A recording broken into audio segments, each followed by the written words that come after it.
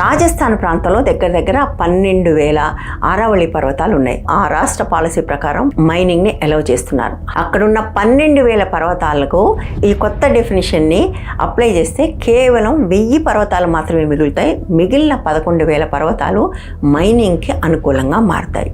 ఇప్పటికే నిజానికి అక్కడ ఇల్లీగల్ మైనింగ్ విపరీతంగా జరుగుతుంది. ఈ రాజస్థాన్లో జరుగుతున్న మైనింగ్ ఎంత ఇల్లీగల్గా ఉంది అనటానికి ఒక్క ఉదాహరణ చెప్తాను. బిల్వారా అనేది ఈ ఆరావళి పర్వతాల్లో ఒక ప్రాంతం. అక్కడ మైనింగ్కి ప్రభుత్వం అనుమతి ఇచ్చింది. ప్రభుత్వం లెక్కల ప్రకారం అక్కడ జరిగిన మైనింగ్ కేవలం 62 లక్షల టన్నులు. కానీ అక్కడ చేసిన డ్రోన్ సర్వేలో తెలిసింది ఏంటంటే అక్కడ తవ్వేసింది 1,20,00,000 టన్నులు, అంటే దాదాపుగా రెట్టింపు. పర్మిషన్ తీసుకున్న దానికంటే కూడా రెట్టింపు వాళ్ళు తవ్వేస్తున్నారు ఆల్రెడీ. సో దీని మీద పర్యావరణవేత్తలందరూ కూడా గొడవలు చేస్తున్నారు. కాబట్టి ఈ న్యూసెన్స్ మైనింగ్ కంపెనీలకు ఉండదు. కాబట్టి అసలు డెఫినిషనే మార్చేసే ఒక ప్రయత్నం ఇప్పుడు ప్రభుత్వం చేస్తుంది. మరి దేశం నాశనం అయినా సరే ఎందుకు వాళ్ళకి అటువంటి పర్మిషన్ ఇవ్వాలి? Electoral bonds. ఈ ఎలక్టోరల్ బాండ్స్లో సింహభాగం భారతీయ జనతా పార్టీకి వచ్చాయన్న విషయం మనకు తెలిసింది. ఒక దఫా వచ్చిన 600 కోట్ల విరాళాల్లో ఒక సింగిల్ మైనింగ్ కంపెనీ వేదాంత ఇచ్చిన విరాళం ఎంతో తెలుసా?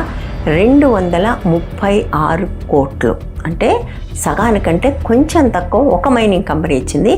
మిగిలినవన్నీ కూడా ఎక్కువగా మైనింగ్ కంపెనీస్ నుంచి వచ్చాయి.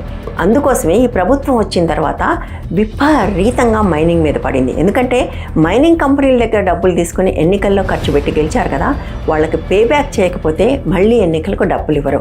కాబట్టే ఛత్తీస్గఢ్ మొదలుపెట్టుకుని ఒరిస్సా, జార్ఖండ్, అస్సాం ఈ అన్ని చోట్ల కూడా ఎక్కడైతే దండకారణ్యం అని ఉంటుందో ఈ అన్ని చోట్ల కూడా ఎడాపెడా మైనింగ్ కాంట్రాక్ట్లు ఇస్తున్నారు.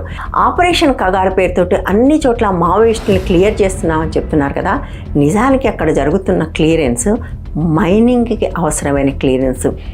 అటవీ ప్రాంతంలో ఆదివాసీలు నివసించే చోట మైనింగ్ జరపాలి అంటే అక్కడ గ్రామ సభలు పర్మిషన్ ఇవ్వాలి. అలాంటి పర్మిషన్ అక్కడ గ్రామ సభలు ఇవ్వట్లేదు. కాబట్టి వాళ్ళే ఫోర్జరీ చేసేసి గ్రామ సభలు సంతకం పెట్టినట్టుగా ఫోర్జరీ డాక్యుమెంట్స్ తీసుకొని మరి విపరీతంగా మైనింగ్ చేస్తున్నారు. ఒకవైపు ఆపరేషన్ కగారు చేస్తూనే మరొకవైపు లక్షల కొద్ది చెట్లు కొట్టేయటానికి, మైనింగ్ చేసుకోవటానికి అక్కడ పర్మిషన్లు ఇస్తున్నారు. అందులో ప్రధానంగా లబ్ధి పొందుతున్న వాళ్ళు ఇద్దరు. ఒకళ్ళు వేదాంత, రెండో వాళ్ళు అదాని.